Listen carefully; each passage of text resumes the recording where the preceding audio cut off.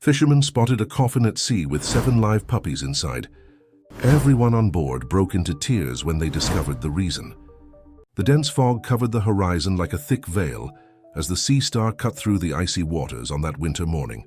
Jack, a 50-year-old man weathered by sun and salt, kept his hands firmly on the helm, his experienced eyes searching for any sign of danger through the white curtains surrounding them. The monotonous sound of the engine echoed, mixing with the waves crashing against the vessel's hull. 25 years at sea, Jack knew every mood of the ocean, every nuance of its treacherous currents. The sea was his refuge, especially now that his life on solid ground had turned into a minefield of silences. Sarah, his wife, barely exchanged words with him in recent months. Meals were tense moments, filled only by the clinking of cutlery against plates. "Captain, the net is ready," shouted Mike, his first mate, bringing Jack back to the present. With a nod, he signaled for the crew to begin the fishing process. The men moved with the precision of a rehearsed dance, the result of years working together in the waters off the north coast. The morning advanced slowly, and the fog, instead of dissipating, seemed to grow even thicker. Jack consulted the navigation instruments, making sure they were maintaining the correct course. It was then that Pete, the youngest of the crew, pointed to something in the distance. "There's something out there, Captain. It looks like a big box." If this story has caught your interest, don't forget to subscribe to our channel and give us a like. Tell us which city you're watching from, and we'll continue. Jack adjusted the vessel's course, approaching the floating object cautiously. As they got closer, the outlines became clearer through the mist. It was a rectangular wooden structure, secured by worn ropes that snaked through the water like tentacles. "It's a coffin," Jack murmured, feeling a shiver run down his spine. The crew exchanged glances, hesitant. In all their years at sea, they had never encountered anything like this. With the help of the crane and much caution, they hoisted the object aboard. The wood was waterlogged and covered in barnacles, but the structure remained surprisingly intact. Jack examined the ropes that enveloped it. They weren't ordinary ship ropes, but a more resilient material, tied in an intricate manner.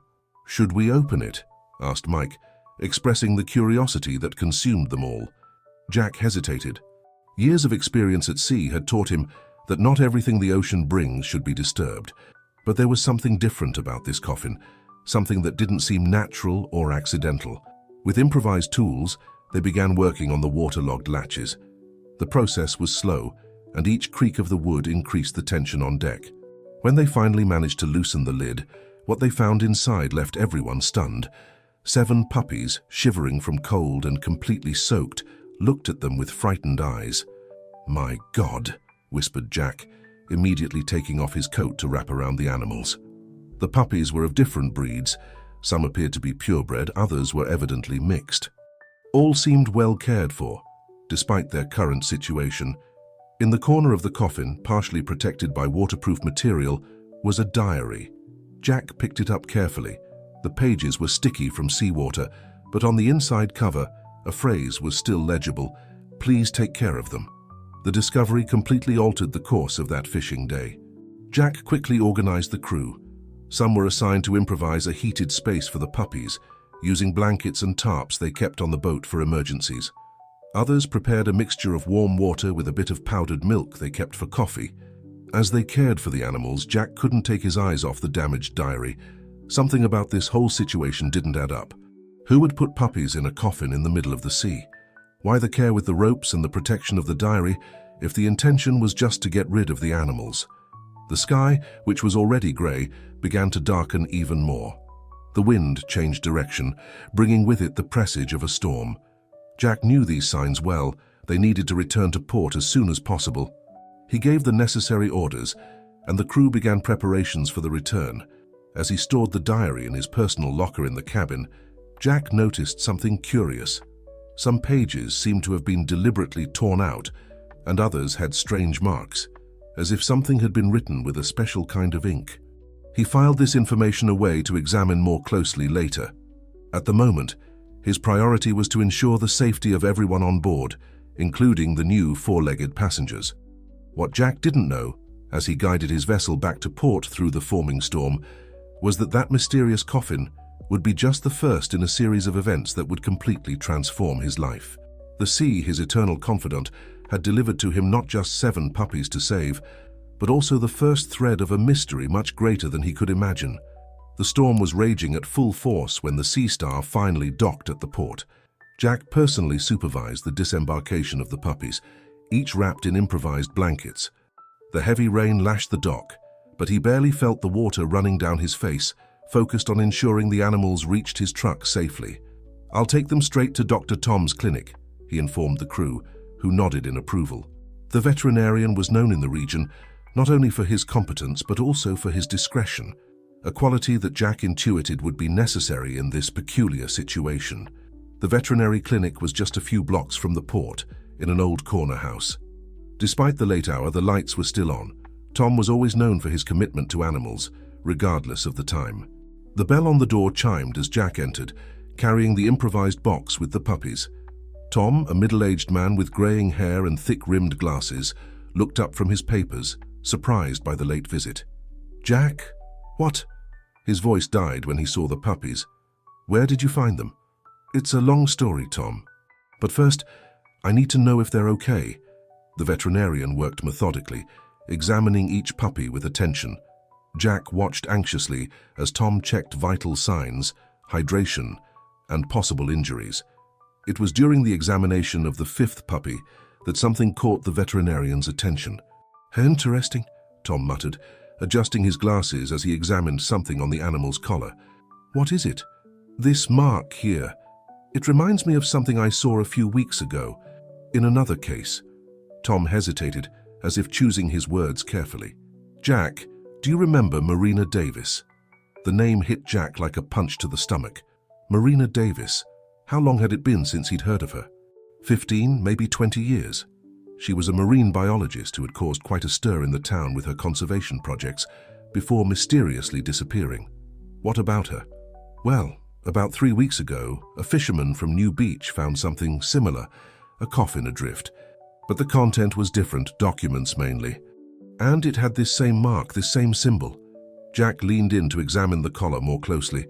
The symbol was small, almost imperceptible. It looked like an anchor intertwined with a leaf, all in low relief on the leather surface. That was the mark of her group, wasn't it?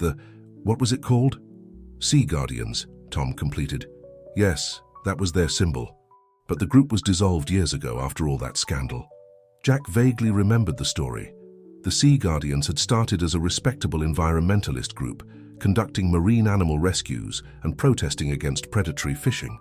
But then came the accusations, the investigations, and the group simply disappeared. "Tom, there's one more thing." Jack took the waterlogged diary from the inner pocket of his jacket. "I found this along with the puppies." The veterinarian examined the diary with professional interest, his experienced hands carefully handling the damaged pages. Some of these marks seem to have been made with revealing ink. It's the kind of thing that only appears under certain conditions. A particularly loud thunder made the clinic's windows shudder. Jack looked outside. The storm was still strong, and he needed to get back home. Sarah would be worried, or maybe she hadn't even noticed his prolonged absence. "Can I leave the puppies here tonight?" Tom nodded. "Of course. I'll keep them under observation, make sure they're really okay, but Jack..." He hesitated again. "Be careful. The last time someone started asking questions about the Sea Guardians..." He left the sentence unfinished, but the message was clear. Jack took the diary back, storing it carefully. "Let me know if you discover anything else about them," he asked, indicating the puppies that were now sleeping warm and fed. Driving back home under the pouring rain, Jack couldn't stop thinking. The Sea Guardians symbol, Marina Davis, the documents found in New Beach. There were connections there, he could feel it. But why now? Why the puppies? He parked his truck in front of his house, noticing a light on in the living room.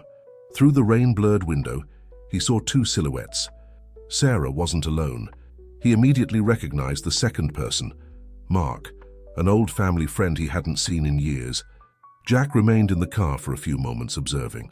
Mark's presence was unexpected, especially at that hour of the night. But something told him that this was just another mystery he would need to unravel. For now he had other concerns, a waterlogged diary with invisible secrets, 7 mysterious puppies, and a symbol that seemed to connect past and present in ways he didn't yet understand. Jack took a deep breath before getting out of the car, feeling the weight of the diary in his pocket. The rain continued to fall, but with less intensity now. As he opened the front door, the voices in the living room diminished instantly. Sarah and Mark turned to look at him, their expressions a mixture of surprise and something Jack couldn't decipher. "Jack?" Mark was the first to speak, rising from the sofa with a smile that seemed too forced. "It's been a long time, my friend." "Mark," Jack responded dryly, his eyes alternating between the visitor and his wife. "I didn't know you were in town." Sarah stood up too, nervously smoothing her skirt. Mark was just passing through. He decided to stop for coffee when he saw the lights on. "At 10 o'clock at night?" Jack asked, hanging up his wet jacket. The silence that followed was as dense as the fog he had encountered at sea earlier. Mark cleared his throat, picking up his coat. "Well, I was just leaving anyway. It was good to see you both." He walked to the door, pausing briefly next to Jack. "We need to catch up sometime." After Mark left, Sarah began collecting the coffee cups from the center table. "You're soaked." "You'll catch a cold." "Sarah," Jack called softly, "we need to talk." She stopped, still with her back to him. "About what?" "About Mark." "Don't start, Jack. He's just an old friend." "It's not about Mark." Jack took the diary from his pocket. "It's about something we found at sea today."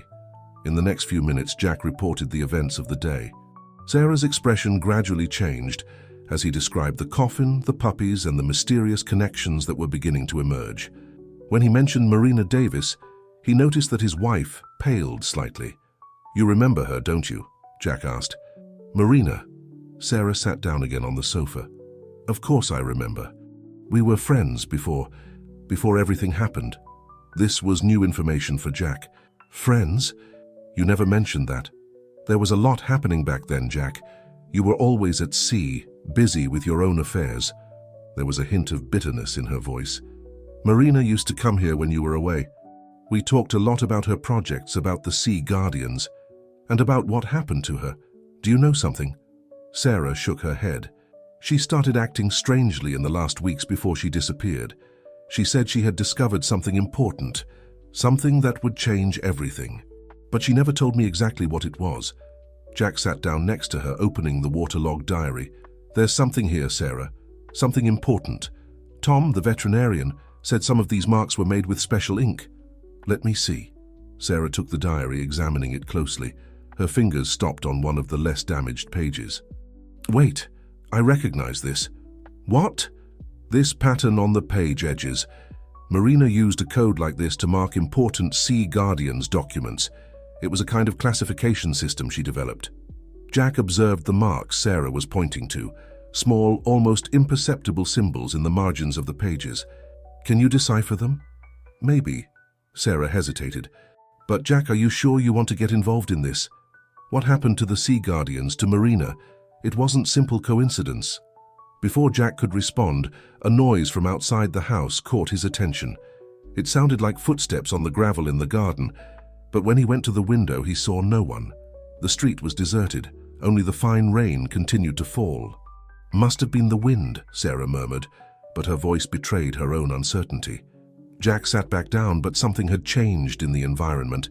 The feeling that they were being watched, that there were more people involved in this mystery than they could imagine, grew with each moment. "Sarah," he began, choosing his words carefully, "why was Mark really here today?"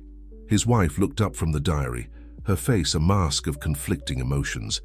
He was also asking about Marina. The next morning dawned with a pale sun struggling to break through the remnant clouds of the storm. Jack woke up early as usual, but instead of preparing to set sail, he headed to the veterinary clinic. Sarah's words about Mark and Marina still echoed in his mind.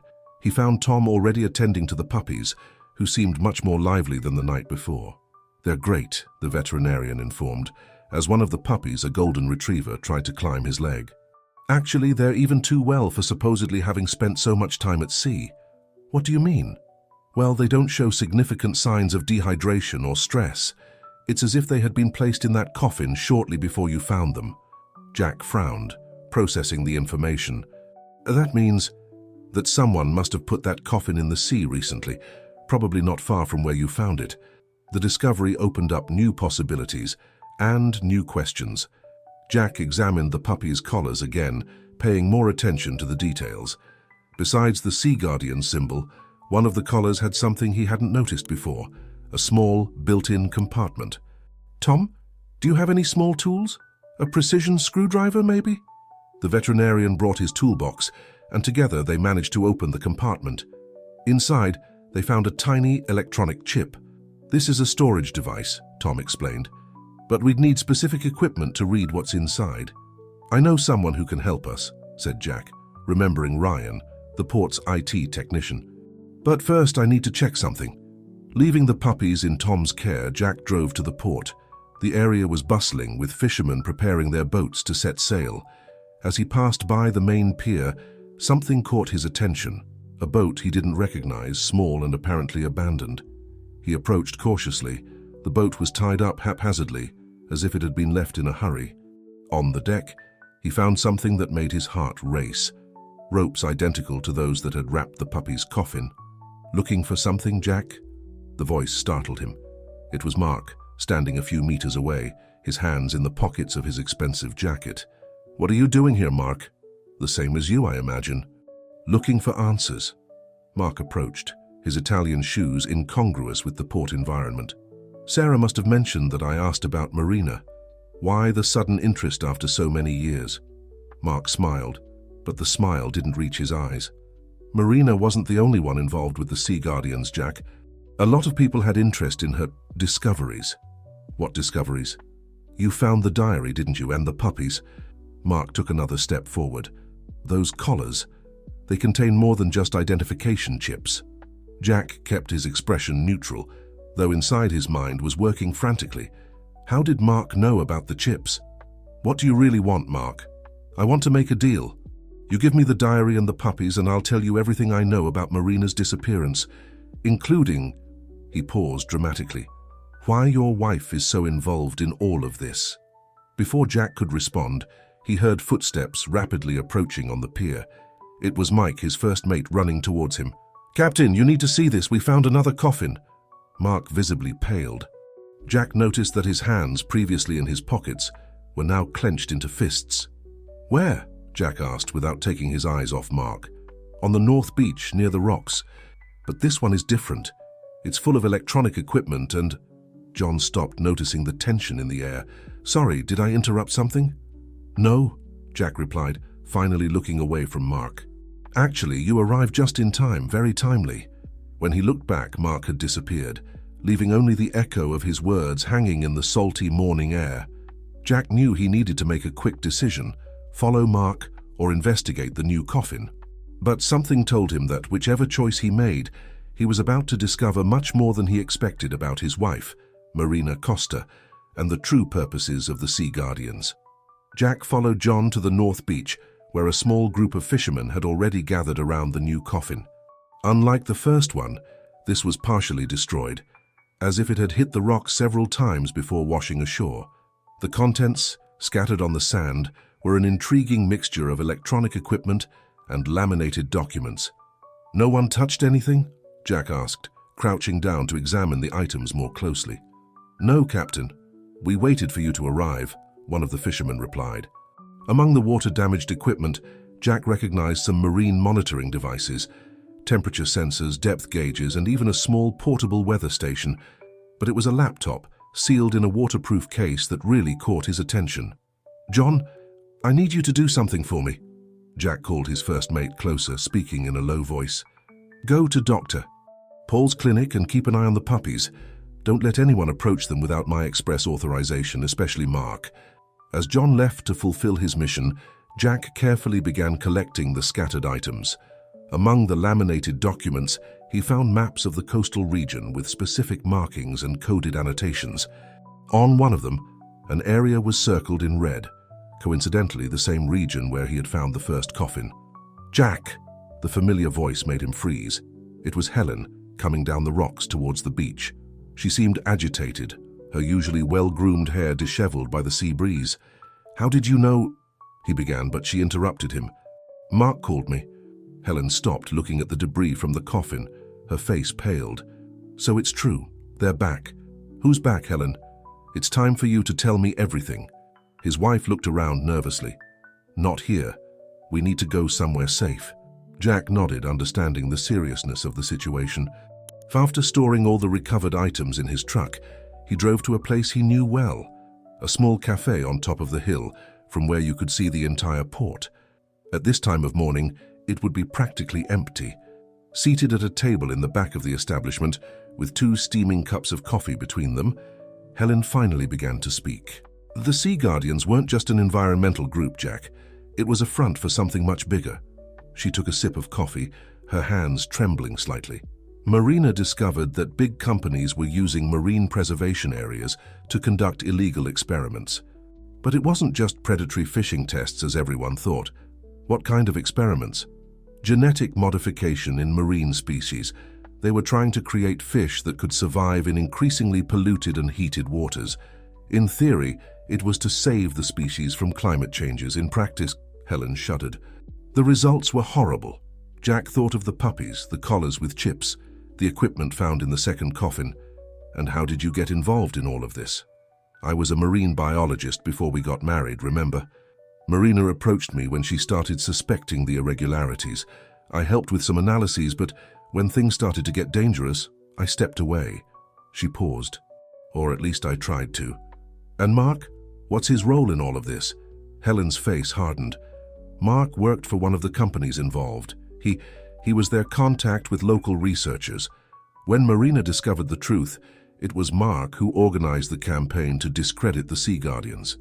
Jack felt a wave of anger growing in his chest. Is that why he showed up at our house last night? To threaten you? Not exactly. Helen took something out of her pocket, a small USB drive. He came to return this. They're the original files from Marina's research, the ones that proved everything. He kept a copy all these years as insurance. Insurance against what? Against the companies themselves. Mark wasn't as loyal as they thought. Helen slid the USB drive across the table. Marina had a contingency plan, Jack. The puppies, the coffins, the codes in the diary. It's all part of something bigger. At that moment, Jack's cell phone vibrated. A message from John. Captain, something's wrong. The puppies, they're gone. And Dr. Paul too. Jack showed the message to Helen, who covered her mouth with her hands. Oh God, it's already started. What started, Helen? The second phase of Marina's plan, Jack. She leaned forward, lowering her voice even more. Those aren't ordinary puppies.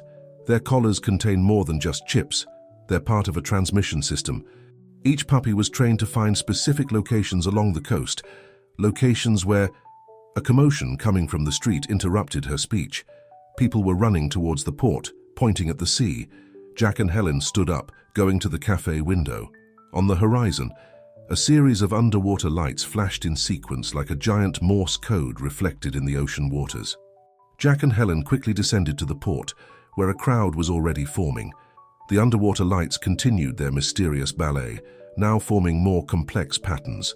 For most observers, it was just an inexplicable spectacle, but Helen gripped Jack's arm tightly. It's her code, she whispered. Marina is using the underwater communication system we developed. Before Jack could respond, his phone rang again. It was Rodrigo, the port's IT technician. Jack, you need to see this. The young man's voice was agitated. That chip you brought me, I managed to decode part of it. They're coordinates, but not just that.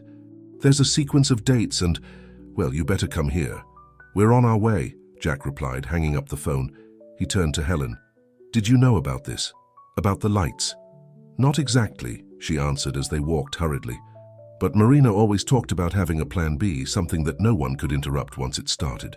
She called it the Poseidon Protocol. Rodrigo's office was in a small administrative building at the port. When they arrived, they found the technician surrounded by monitors, his fingers flying over different keyboards. Look at this, he pointed to a screen where lines of code were running rapidly. The chip didn't just contain data. It had a dormant program that activated as soon as I tried to access it. It's communicating with other devices in the region. The collars, Helen murmured. Each puppy carries a different transmitter. Together, they form a network. Exactly, Rodrigo confirmed. And that's not all. Look at these patterns here. He showed a digital map where several points were blinking. They're signals coming from the ocean floor, all synchronized with the lights we're seeing. Jack studied the map carefully. The points formed a specific pattern along the coast, concentrating especially in areas where he knew large companies conducted their maritime operations. "They're monitoring stations," Helen explained, her voice trembling slightly. "Marina installed them secretly over the years. The puppies were trained to find them and activate the transmitters." "But why?" Jack asked. "Why all this elaborate scheme?" "Because she needed irrefutable proof." Helen took the USB drive out of her pocket again. "These are the evidences of what the companies were doing, but their old could be questioned. What's happening now," as she pointed to the monitors, "is a live transmission of current data, showing that they never stopped." An audible alert from one of the computers interrupted the conversation. Rodrigo jumped back to his keyboard. "Something else is happening," he said, his eyes fixed on the screen. "The signals. They're expanding. And there are messages being transmitted along with the data." "What kind of messages?" Jack asked. Rodrigo adjusted some controls, and a sequence of text began to appear on the screen. "To those who seek the truth, follow the four-legged guardians. They will lead you to the beginning of everything." Helen gasped. "It's her. It has to be her." "Marina is alive?" Jack asked, incredulous. "And she never stopped working," a new voice answered from the door. It was Paul, the veterinarian, with one of the puppies in his arms, the golden Labrador. "I'm sorry for the sudden disappearance, but we needed to ensure that the puppies reached the activation points at the exact moment." "You've been involved in this from the beginning?" Jack asked, starting to piece things together. Paul nodded. "I'm part of the original Guardians. Marina entrusted me with training the puppies and maintaining the program until the right time came." "And that time is now," Helen completed, looking out the office window at the lights that continued to dance on the horizon.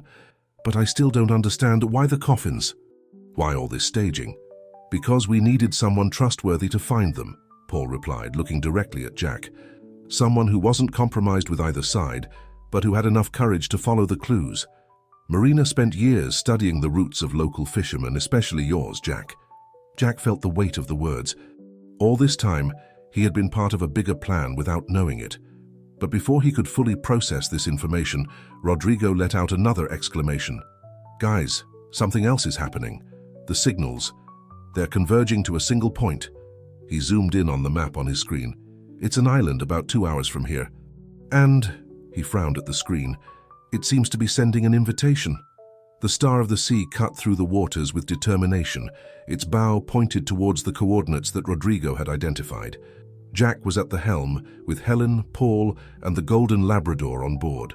The other puppies, as Paul had explained, had already been taken to different strategic points along the coast by other members of the Guardians. "Marina chose the animals well," Paul commented, stroking the Labrador's head. "Each of them has specific abilities. This one, for example, has a special talent for detecting chemical changes in the water." "How so?" Jack asked, keeping his eyes on the horizon. "The companies weren't just genetically modifying marine species," Helen explained. "They were altering the very chemical composition of the water in certain areas to accelerate mutations. The puppies were trained to identify these alterations." The sun was beginning to set, painting the sky with shades of orange and pink. The underwater lights were still visible, now forming a more defined path towards their destination. Jack consulted the navigation instruments. They were less than half an hour from the island. "There's one more thing you need to know," Paul said, his expression serious. "Marina didn't choose these puppies by chance.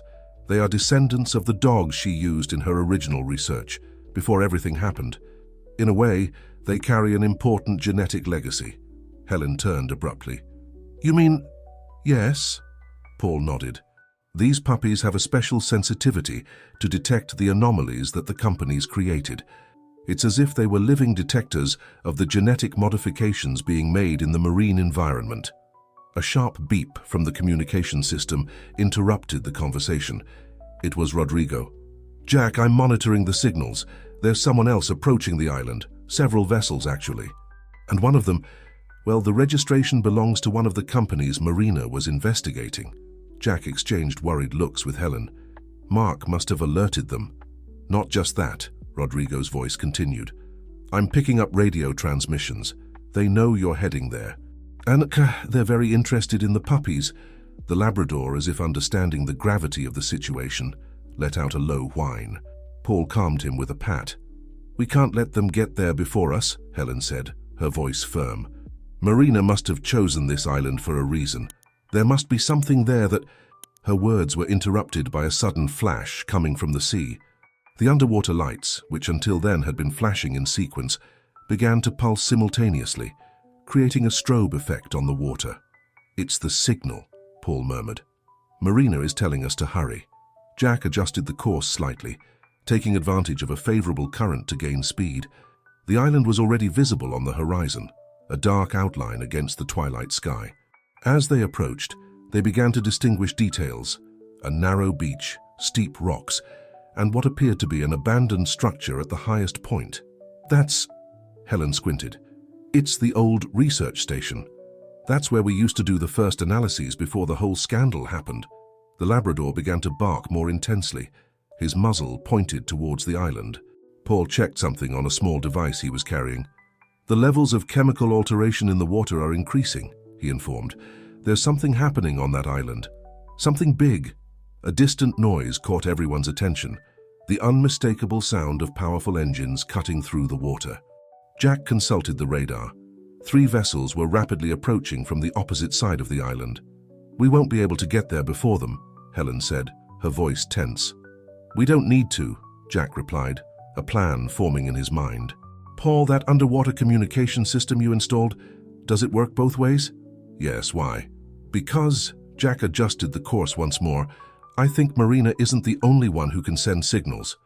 The sun had completely disappeared on the horizon now, leaving only a purple trail in the sky. The underwater lights shone more intensely in the growing darkness, like a submerged path of stars, guiding them to the truth that Marina had protected for so long. Darkness had completely taken over when the Star of the Sea approached the island from the west side, keeping to the shadows of the rocky formations. Jack had turned off all the boat's lights, navigating only with basic instrumentation and the guidance of the underwater lights. "The communication system is ready," Paul informed, who had spent the last few minutes configuring a portable equipment. "We can send signals, but we need to be specific. What do you have in mind, Jack?" "If Marina used the lights to guide us here, maybe we can use them to confuse the other boats," Jack replied, keeping his voice low as if the other vessels could hear them, even at that distance. Helen, who had been studying an old map of the island on her cell phone, approached. "There's a cove on the north side. That's where we used to keep the laboratory boats. If we can get there without being seen—" A high-pitched sound from Paul's equipment interrupted her. The Labrador, who had been quiet for a while, began to bark urgently. "The chemical levels in the water," Paul explained, checking the readings. "They're changing rapidly. Whatever is happening on that island, it's intensifying." Jack maneuvered the boat with precision between the rocks, years of experience guiding his movements. The other vessels, visible only as points of light on the radar, seemed to be concentrating on the east side of the island. "They must think we're going to try to dock on the main beach," Helen murmured. She paused, as if remembering something. "Jack, before Marina disappeared, she told me about a system of tunnels under the research station. They were used to study tidal behavior, but they would also be a great place to hide something important," Jack completed. The Star of the Sea glided silently into the cove. It was a tight space, almost completely hidden by high rocks, with a small wooden pier partially destroyed by time and sea spray. As soon as they docked, the Labrador jumped onto the pier, his nose glued to the ground, as if following an invisible trail. Paul checked his equipment again. "He's detecting something. The sensors in his collar are reacting to some kind of change in the environment." Helen was already collecting a backpack with basic equipment, flashlights, water, the communication device that Paul had configured. Jack secured the boat and joined them on the pier. "The other vessels are still on the other side," he informed, consulting the portable radar. "But it won't take them long to realize we're not there." They followed the Labrador along a narrow path that serpentined between the rocks. The vegetation was sparse, making the climb to the station easier than they expected. The abandoned construction stood against the starry sky, a 2-story structure with broken windows and walls marked by time. The dog suddenly stopped in front of a side door, growling softly. Paul checked the readings on his equipment and nodded to the others. "The levels are very high here. There's something inside this station that's causing significant chemical alterations in the water around the island. Helen approached the door, examining the old lock. This is strange. Someone has been using this entrance recently. Look at the marks. Before they could investigate further, a beam of light cut through the darkness on the other side of the island, followed by the sound of voices and boat engines being turned off. "They've arrived," Jack whispered. It was then that something unexpected happened. The Labrador, which had been relatively calm until that moment, began to emit a different sound. Not a bark, but a kind of low, rhythmic humming. The lights on its collar flashed in a specific sequence.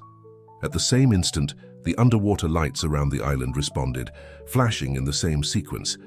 And then, to everyone's amazement, the station door opened with a soft click. "Marina," Helena murmured, her eyes shining with understanding. "She programmed the puppies to be the keys. Their DNA, the collars, the signals.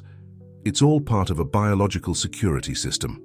The Labrador entered through the door without hesitation. From the other side of the island, more lights were approaching. Mark's team was moving fast.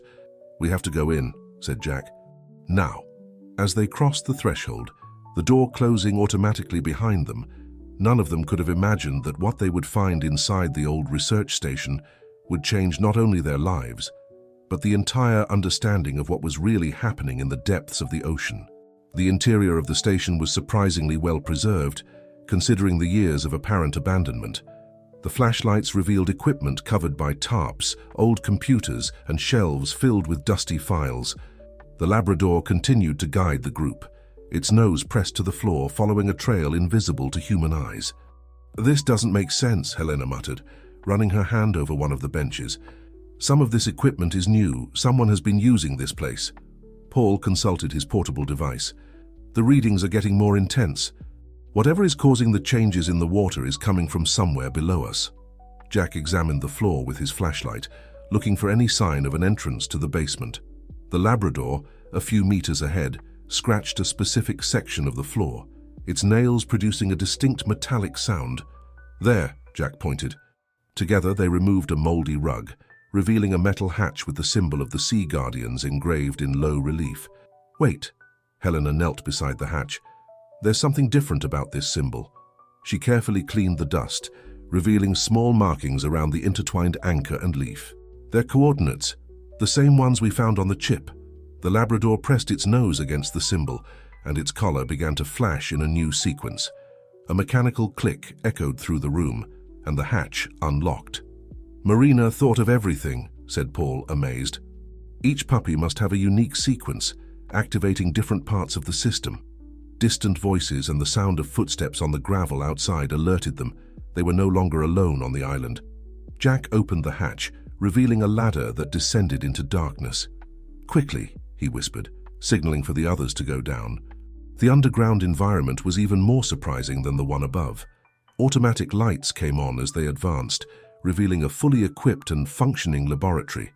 Monitors displayed real-time data on ocean temperatures, chemical levels, and biological activity at different points along the coast. "My God!" Helena stopped in front of one of the monitors. She never stopped. Marina kept monitoring everything this whole time. Paul approached a series of illuminated tanks that occupied an entire wall. Inside them, small marine creatures swam in crystal-clear water. These are controls, specimens unaffected by genetic modifications. Marina kept an isolated population of each species that was being altered. Jack examined a nearby workstation where several documents were scattered. Among them, he found something that made his heart race. A recent photo of Marina, taken right there in that laboratory. "Helena," he called, showing her the photo. "Look at the date." 3 days ago, Helena read, her voice trembling. "She's here somewhere." A metallic noise coming from the stairs alerted them. Someone was trying to open the hatch. The Labrador began to growl softly, its ears alert. "This way," called Paul, who had discovered a hidden door in the back wall. "The chemical readings are stronger in this direction." They passed through the door just as they heard the hatch being opened above them. The new area was even more impressive. A huge circular chamber with thick glass walls that looked out into the ocean. Underwater lights illuminated the exterior, revealing a surreal marine landscape. "It can't be," Helena murmured, approaching the glass. Outside, entire schools of fish swam in unnatural formations, as if they were patrolling the area. They're modified, but not like the companies did. It's different. They're guardians, a familiar voice sounded behind them. Like our canine friends here.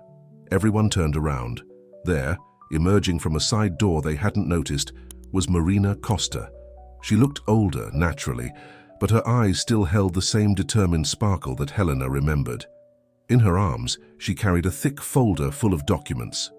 "Welcome to the true center of operations of the Sea Guardians," she said, a small smile forming on her lips. "I'm sorry for all the mystery, but I needed to make sure you would get here before them."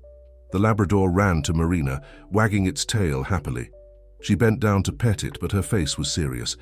"We don't have much time," she said, looking at the door they had come through.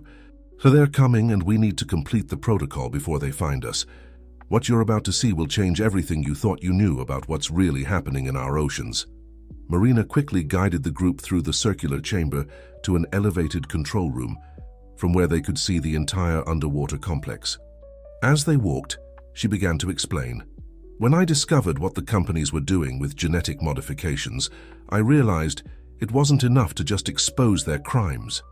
They had too much power, too much influence. We needed a more permanent solution." She placed the folder on a control panel and began activating different monitors. Images of the entire coast appeared on the screens. Each point where the puppies had activated their transmitters now showed detailed data on local marine activity. "The puppies are not just detectors," Marina continued. "They're part of a living monitoring network.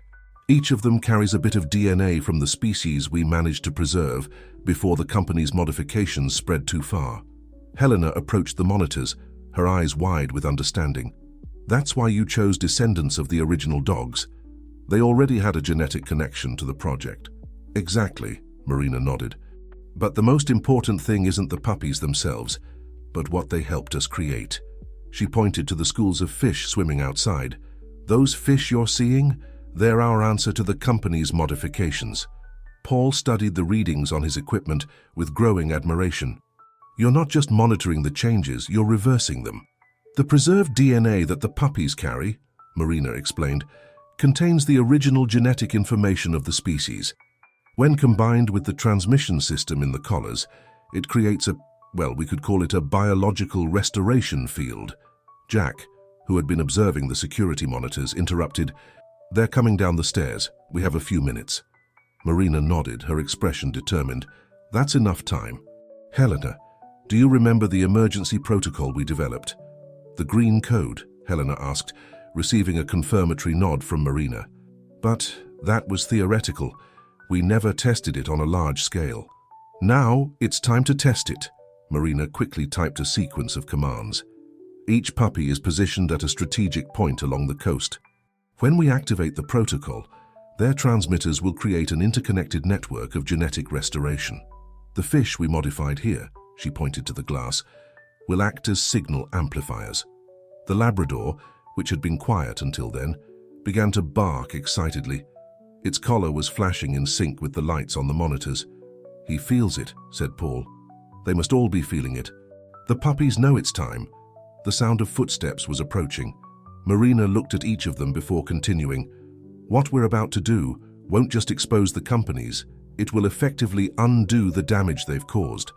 The genetically modified fish will gradually return to their natural state. That's why they're so desperate to stop us," Helena concluded. "This will destroy years of their illegal research and save our oceans," Marina added, her hands hovering over the final activation button. "Are you with me?" Jack took Helena's hand, who nodded firmly. Paul placed his hand on Marina's shoulder in silent support.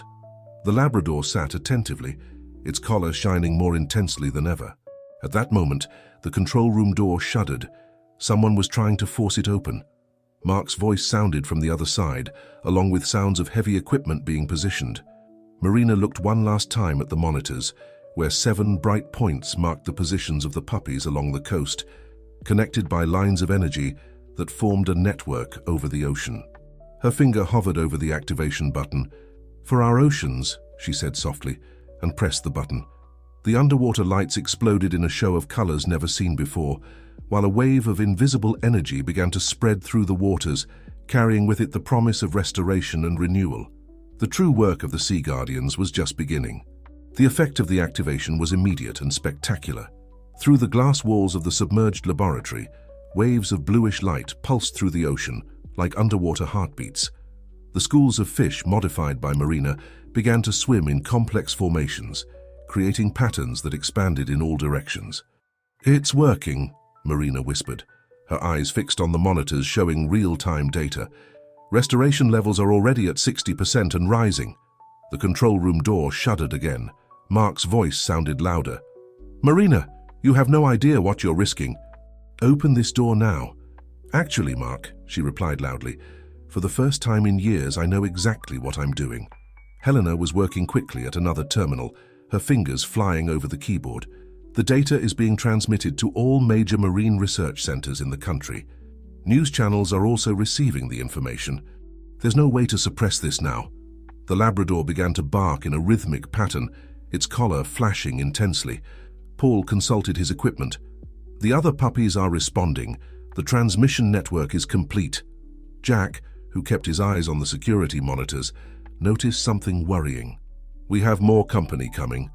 Big boats, probably from the companies." Marina smiled, a smile that mixed satisfaction and relief. "Let them come. They're too late." The screens now showed an extraordinary phenomenon. The genetically modified fish, which for years had been forced into unnatural changes, began to respond to the restoration field. It was like watching an underwater dance, with entire schools of fish glowing softly as their DNA gradually returned to its original state. "Look at this," Paul pointed to one of the screens showing biological data. "The reversal isn't just affecting the fish, it's cleaning up the chemical alterations in the water too." Helena approached Marina, tears in her eyes. "You did it." After all these years, a deafening boom interrupted the moment. The door was starting to give way under the pressure of the equipment outside. Marina quickly activated a new set of commands. "It doesn't matter if they get in now," she said with determination. "The process is irreversible, but we still have one last thing to do." She turned to Jack. "Captain, I need your help one last time." As the door continued to creak under pressure, Marina revealed the last part of her plan. The monitors now showed a new series of data, detailed reports, experiment logs, documentary evidence of years of illegal corporate activities. "These files," she explained quickly, "are our insurance. Jack, is your boat still in the Northern Cove?" He nodded. "Good. Paul, you and the Labrador need to take this data there. The coordinates for the final transmission point are already programmed into the navigation system." Paul took the data drive Marina offered. "And you?" "We're going to make sure no one interferes with the restoration process," she replied, exchanging a meaningful look with Helena. "It will still take a few minutes to complete fully." The door emitted an agonizing creak. It was about to give way. Jack made a quick decision. "I'm staying with you," he said, positioning himself next to Helena.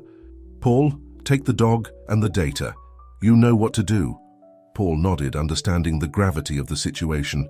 The Labrador, once again demonstrating its extraordinary intelligence, was already by the emergency exit, ready to guide the way.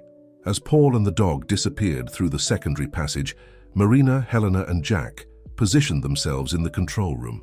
The monitors showed that the restoration process had reached 80% completion. "You know," Marina said, a small smile on her lips as she watched the numbers rising, "when I started all this, I thought I was alone in the fight, that I would have to carry this burden to the end without help." She looked at Helena and Jack. "I've never been so happy to be wrong." The door finally gave way with a thunderous crash. Mark entered, followed by men in corporate suits and tense expressions.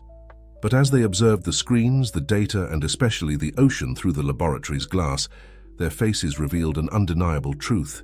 They had arrived too late. The sea was changing, and this time it was for the better. Mark advanced through the control room, his steps echoing in the tense silence that settled. His eyes scanned the monitors, registering the extent of what was happening. For a moment, his face betrayed an expression that mixed admiration and disbelief. "You really did it," he murmured to Marina. "After all these years, this is what you were planning." "It was always more than just exposing you, Mark," Marina replied, her voice firm. "It was about fixing what you destroyed." The men in suits spread throughout the room, examining equipment and monitors with increasingly worried expressions. One of them, apparently the leader, was frantically consulting his phone. "It's happening all along the coast," he informed, his voice tense. "Reports are coming in from all our facilities. The reversal process, we can't contain it." Jack observed everything carefully, positioned protectively next to Helena.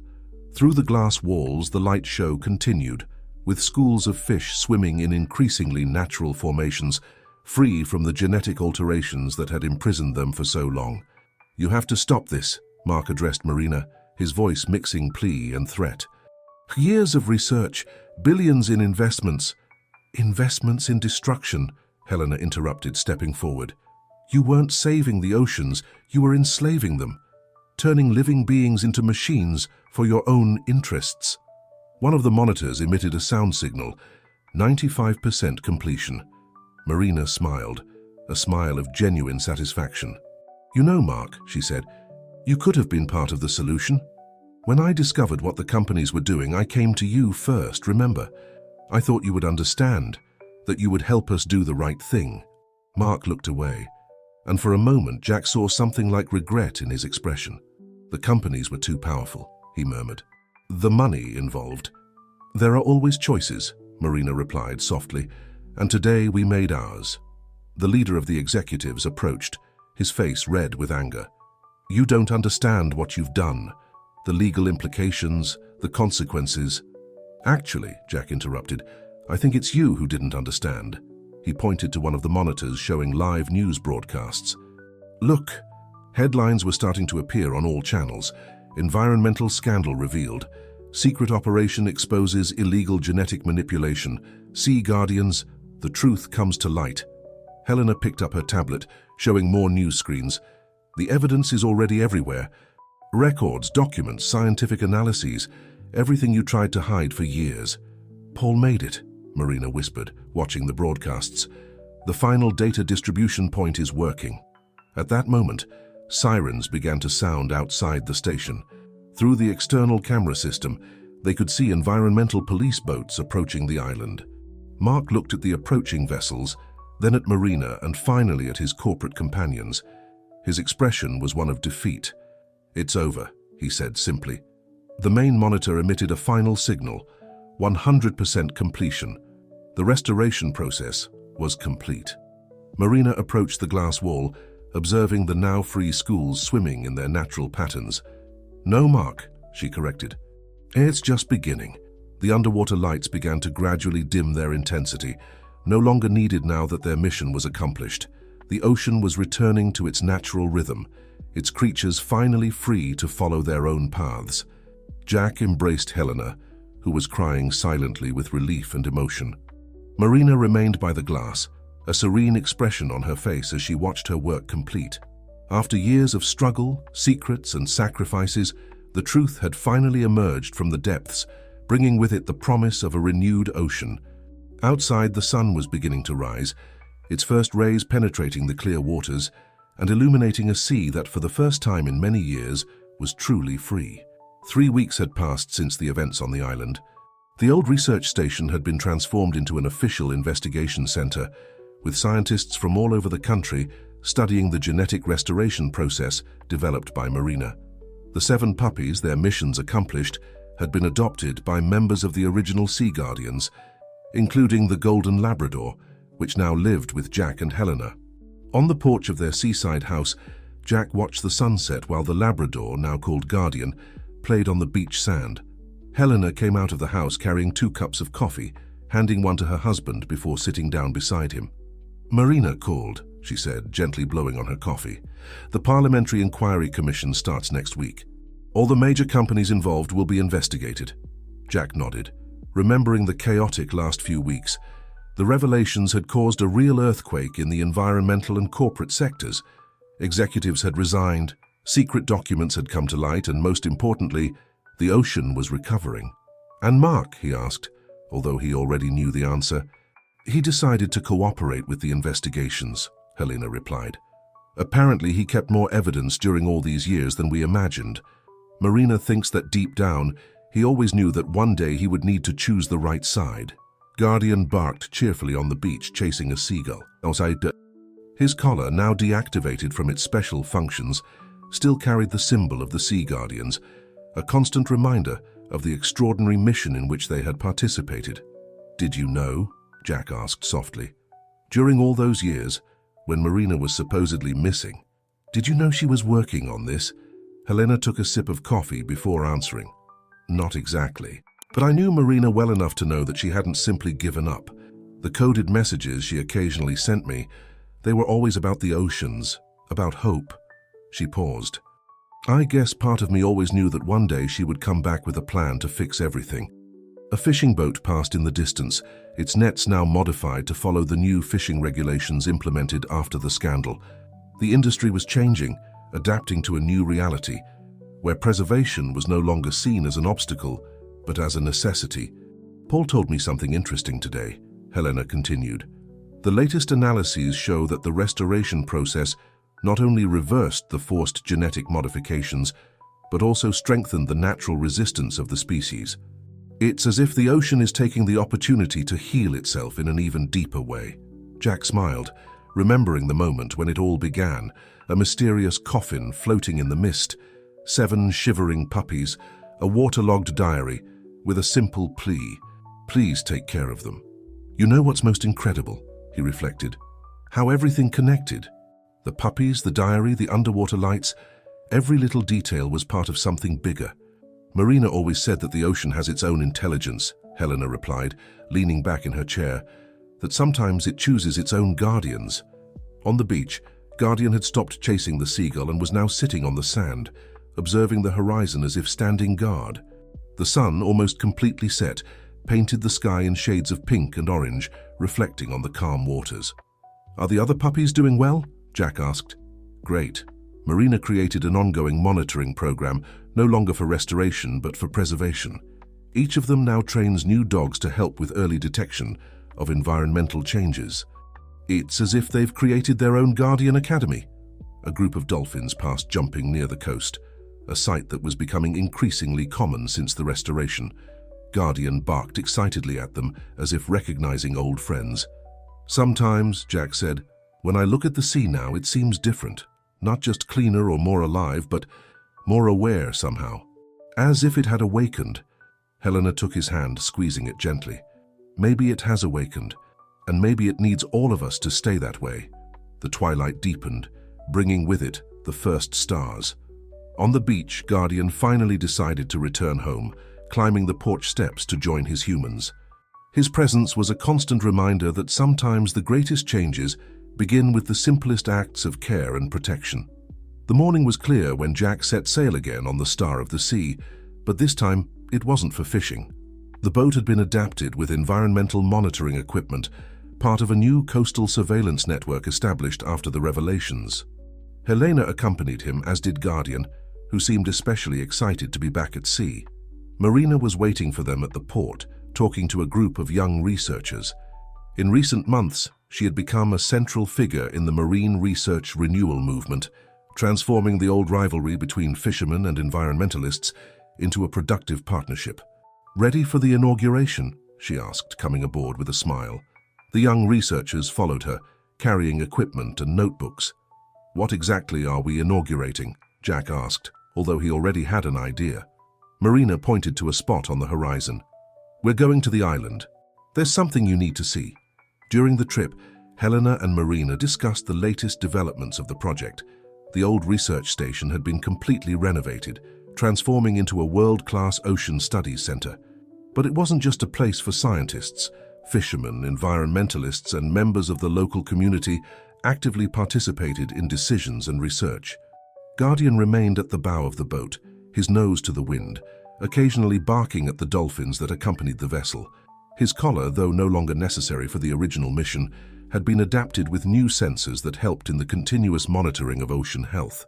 As they approached the island, Jack noticed something different. Several floating structures surrounded the old station, each covered with solar panels that gleamed in the sun. "Those are the new monitoring stations," Marina explained, "self-sustaining and connected. Each of them continues the work we started with the puppies, but in a more comprehensive way. They docked at the same pier where everything had culminated weeks ago, but now the place was transformed. Modern equipment replaced the abandoned facilities, and a diverse team of professionals worked in harmony. But the best is down below, Marina smiled, guiding them to the submerged laboratory. The transformation there was even more impressive. The glass walls now offered a crystal-clear view of the restored ocean, where healthy schools swam in their natural patterns. Monitors displayed real-time data from the entire coast, but no longer looking for anomalies. Now they celebrated the continuous recovery of the ecosystem. "Observe this," Marina pointed to one of the screens. Each blue dot represents a completely restored area.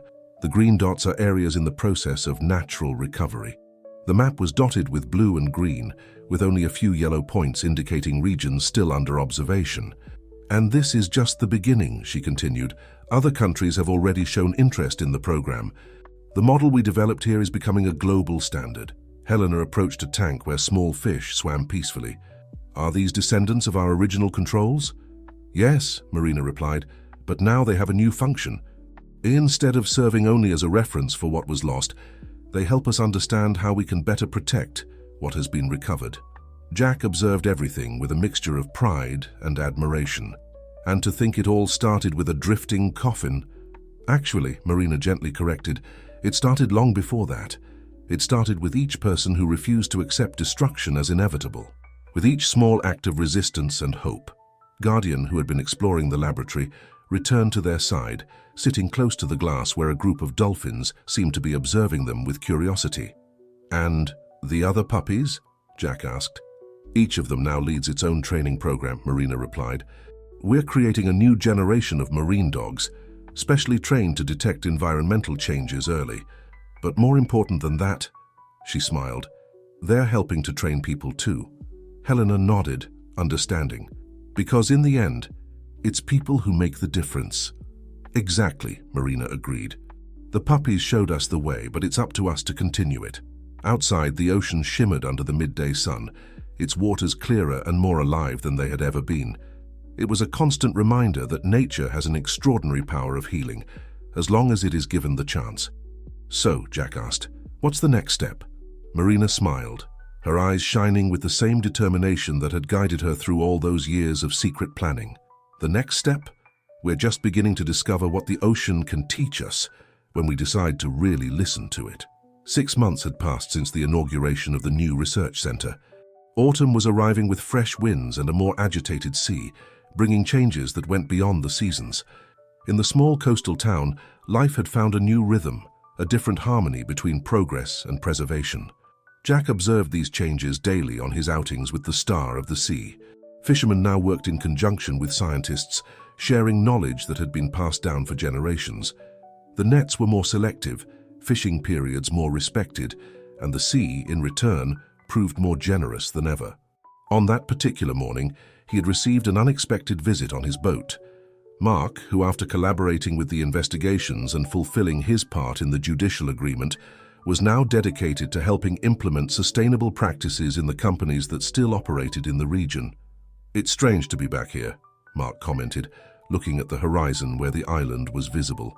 "Sometimes I wonder how much time we could have saved if I had made the right decision from the beginning."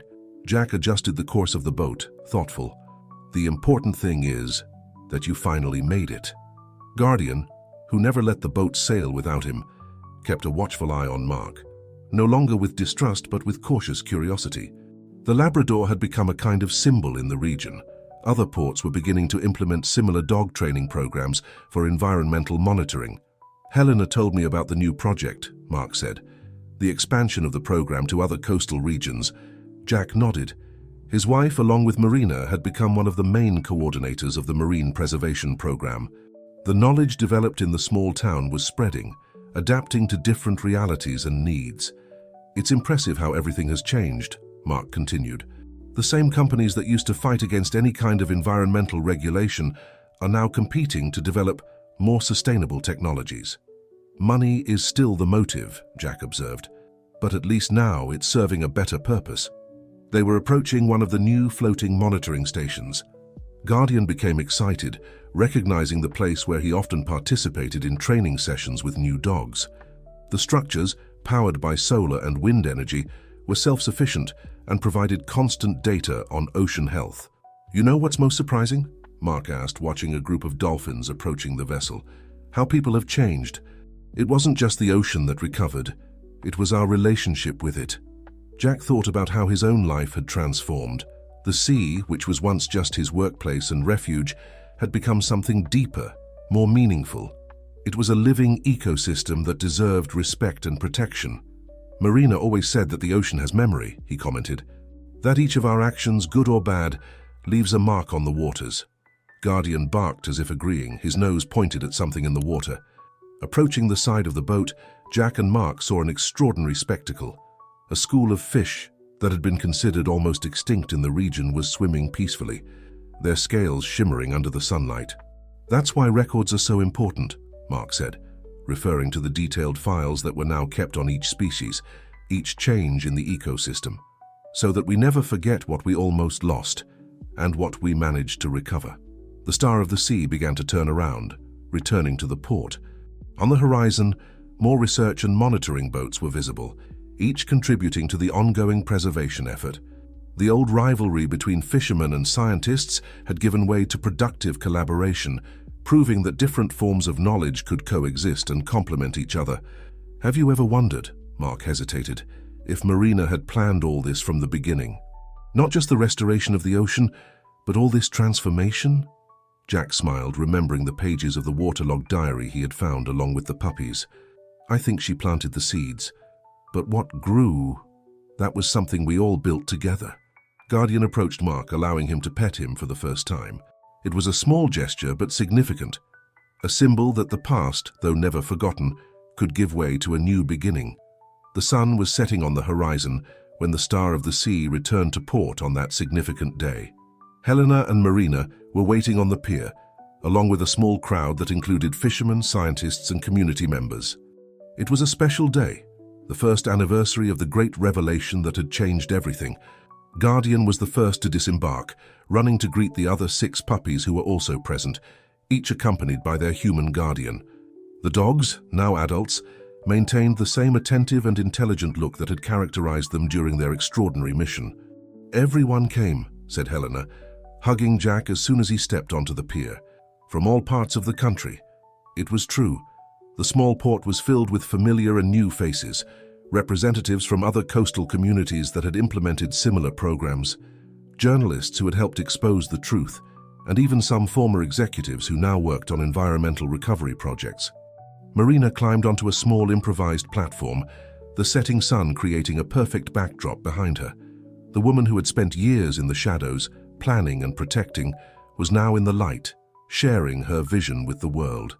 "A year ago," she began, her voice carrying the same determination as always, "we proved that it's never too late to do the right thing. That nature has an incredible power of healing, as long as we give it a chance."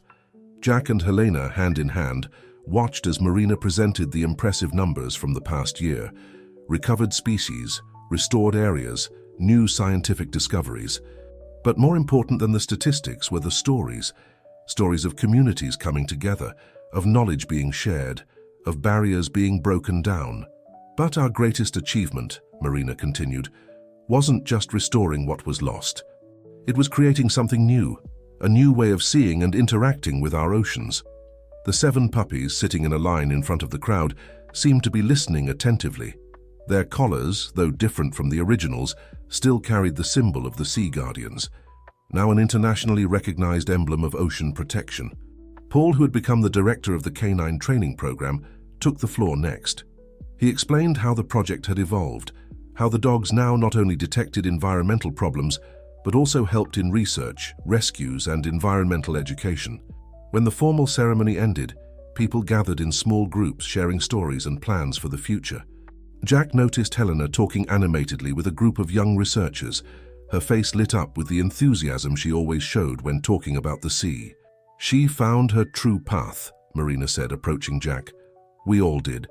Jack nodded, watching Guardian play with some children on the beach. The Labrador, like all the other puppies, had become more than a symbol. He was a teacher, a guardian, a living reminder that the greatest changes begin with small acts of courage and compassion.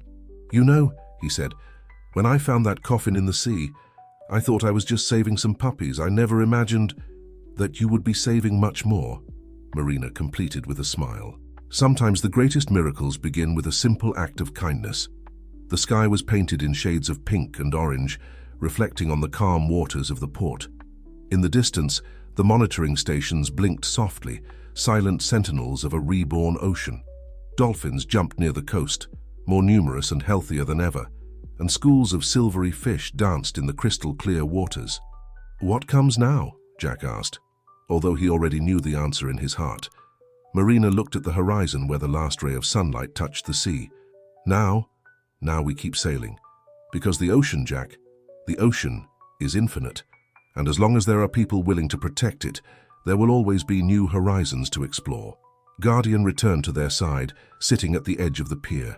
His gaze, like that of everyone present, was turned towards the sea, no longer a source of fear or exploitation, but a partner in an eternal dance of life and renewal. The sea breeze blew gently, carrying with it the smell of salt and seaweed, and promises of new dawns. In the sky, the first stars began to appear, reflecting in the waters like beacons of hope for all the guardians, four-legged or two, who dedicated their lives to protecting the endless wonders of the great blue ocean.